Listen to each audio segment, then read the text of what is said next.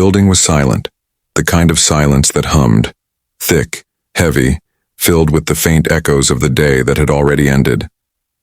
The glass towers of Blake Enterprises gleamed against the midnight sky, while one woman moved quietly through its corridors. Maya Thompson pushed her cleaning cart, her steps soft against the marble floors. The air smelled faintly of coffee, paper, and money, a smell she would never quite get used to. Every surface reflected light.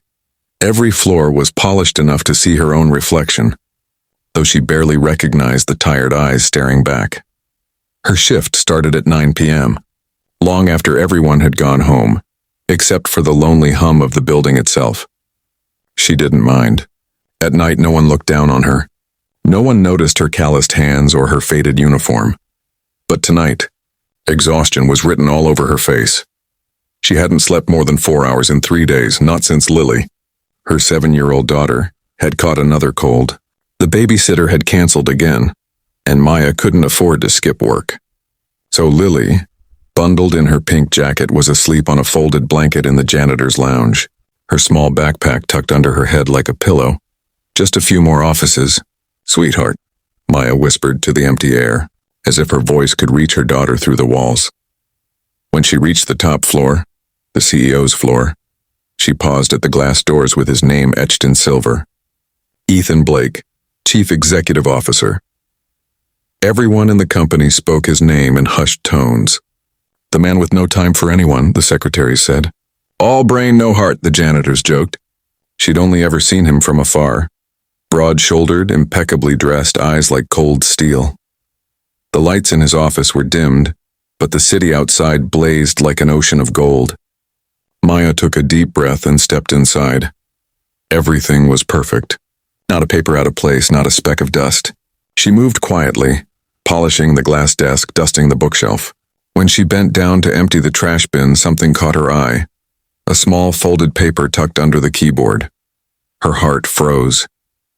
The handwriting was unmistakable, round, uneven letters written in purple crayon. Lily. Maya's heart sank. She carefully unfolded the note, her hands trembling. Dear Mr. Bossman, my mommy cleans your office when you are sleeping. She works very hard and she smiles less now. Please don't fire her, okay? She says rich people don't have time for nice things, but I think maybe you just need a friend. My mommy makes the best spaghetti. You can come eat with us if you are lonely. Love, Lily. For a long moment, Maya just stood there staring at the page through tear-blurred eyes. Oh, Lily, she whispered, a mix of love and panic in her voice. She pressed the note to her chest, mortified. If anyone found it, if he found it, she could lose her job. She reached to tuck it back under her cleaning supplies, but before she could move, the elevator dinged. Footsteps echoed down the hall. Slow, steady, confident.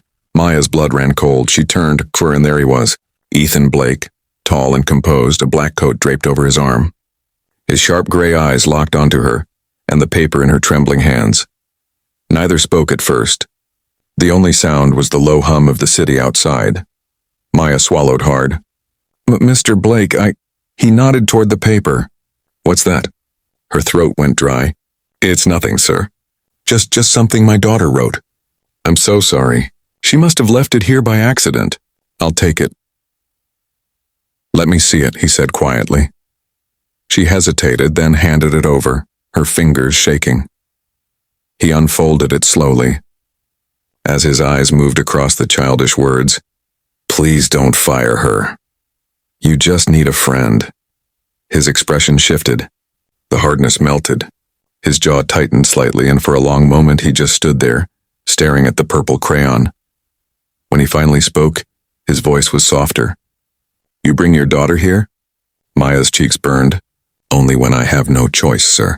She stays quiet, I promise. I can't afford to leave her alone at home. He was silent.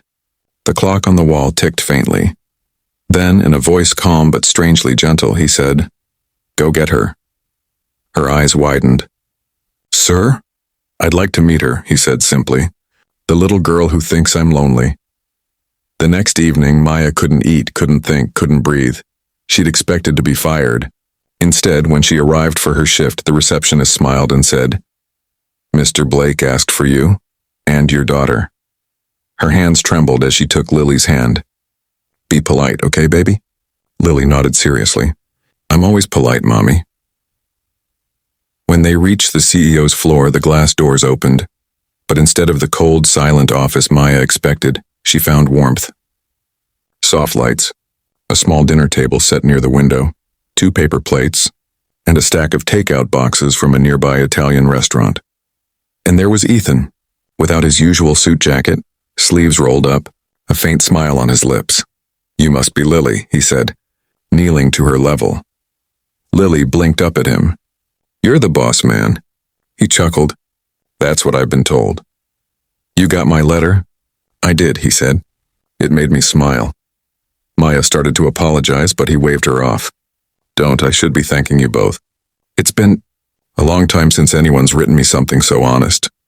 They sat down together, the 3 of them, a billionaire, a cleaner, and a child, sharing spaghetti from paper plates in an office that usually only knew silence. "So," Ethan asked, his tone lighter than Maya had ever heard, "what's your favorite subject in school, Lily?"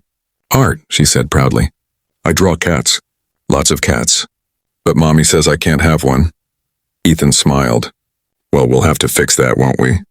Lily giggled, and for the first time, Maya saw a side of him no one at the company would believe existed.